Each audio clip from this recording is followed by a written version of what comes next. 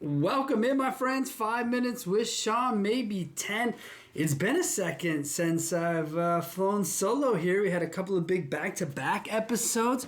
Jim True, if you missed that one, you should go check out the former Ford dealer. His story is amazing. Speaking of amazing, this week I want to talk about leadership in a way that I've never really seen it before, and I think leadership lessons can come from anywhere.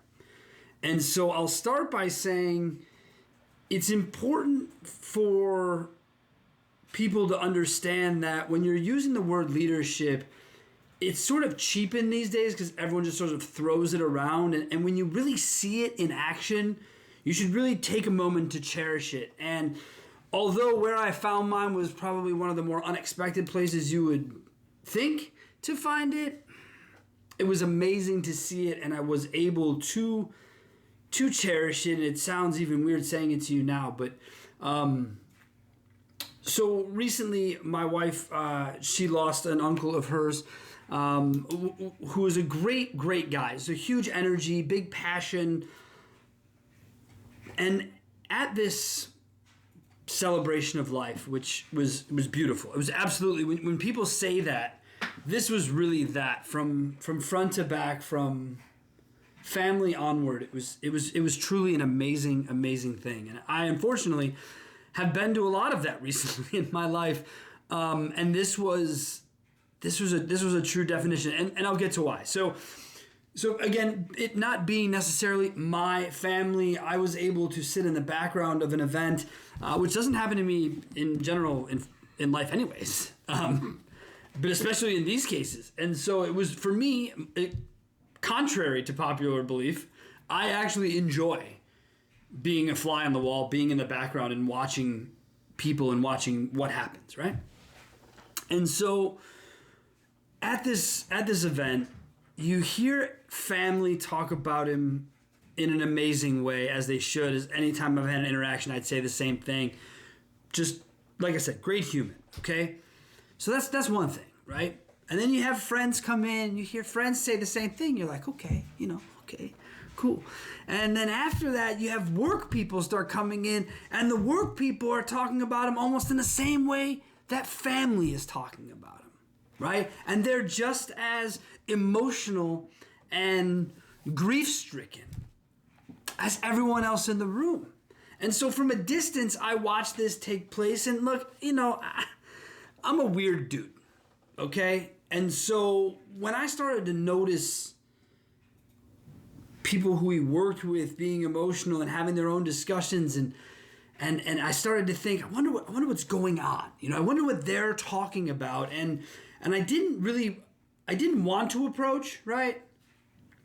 But there was this adorable pillow that Steph's aunt had made. And it was this cool little Superman t-shirt, like the stretching out one. And it had Joe's face on it, and it was adorable. And they said it had come from work. And so I sat there the whole time. I kept thinking about how wonderful that shirt was, how I thought it really encapsulated a human being. And so finally I said to Steph, look, I'm just going to go do it.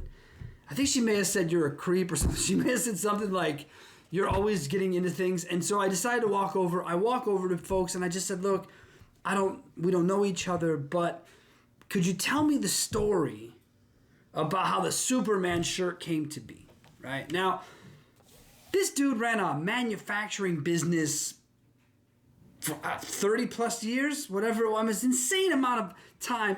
Think about the sector of business. We talk about the car business and the high turnover, blah, blah. Think about manufacturing for a second, right? The rigors and difficulty, the time, all of it that goes into it.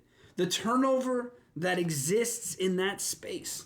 Keep that in the back of your head as I get into telling you this story. So they said, yeah. I was fortunate enough, the young lady who had created the shirt was in the mix. And so she said, yeah, I'll tell you all about it. Let me tell you why it happened. I had it made for everybody in the building. So when he came in, when this boss came in for his birthday, they all just kind of boom, you know, like a whole plant worth of people decided to make something special for their boss. So I ask you here, we'll pause here and ask you, would the people who work for you do that? Because when I left, first thing I said to my wife is, I don't think people who work for me would talk about me like this. In my opinion, we don't see ourselves as others see us, obviously. But to hear the way that they were taught, and when I tell you these folks were grief-stricken, I'm telling you, they were sobbing with everybody, but as a group, they had lost their leader. As a matter of fact, such a leader that the organization had closed its offices so that everyone in the office could attend this celebration of life, could be there to speak about it. And it was beautiful to hear them talk about it, but you could see the pain. Now, again, manufacturing jobs, I said, so how long have we been doing this, right? 7, 8, 9, 10, 11 years. Well, why? Joe. That's why.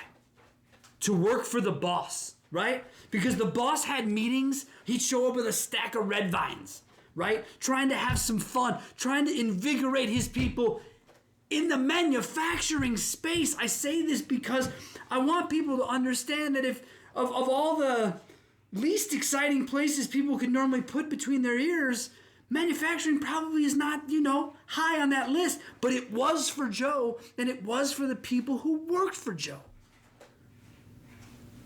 And when you watch and listen to an event like that and can be almost a literal fly on the wall and see the way his children speak about him, see the way that his wife, see the way that his friends, and watch everybody have the exact same vibe.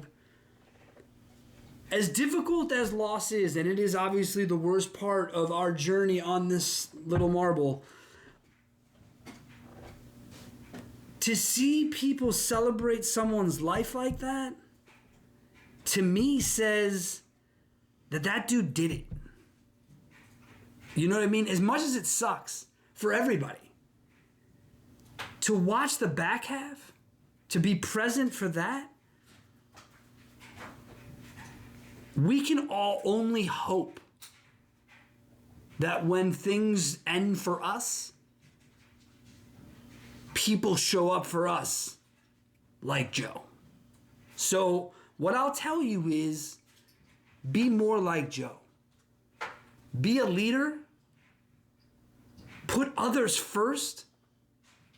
And no matter what you're doing, no matter where you're doing it, because I saw a million pictures of this guy, and the one common thread I can tell you about all of them, except for one I think was way back in the day, he was trying to act really cool and then led somewhere cool. Other than that, this dude had a gigantic smile on his face. And that's how I remember Joe.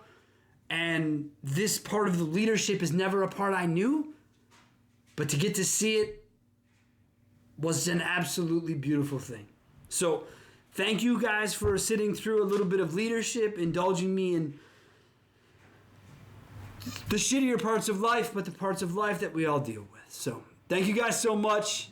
Have yourselves a wonderful week, and we'll see you next week.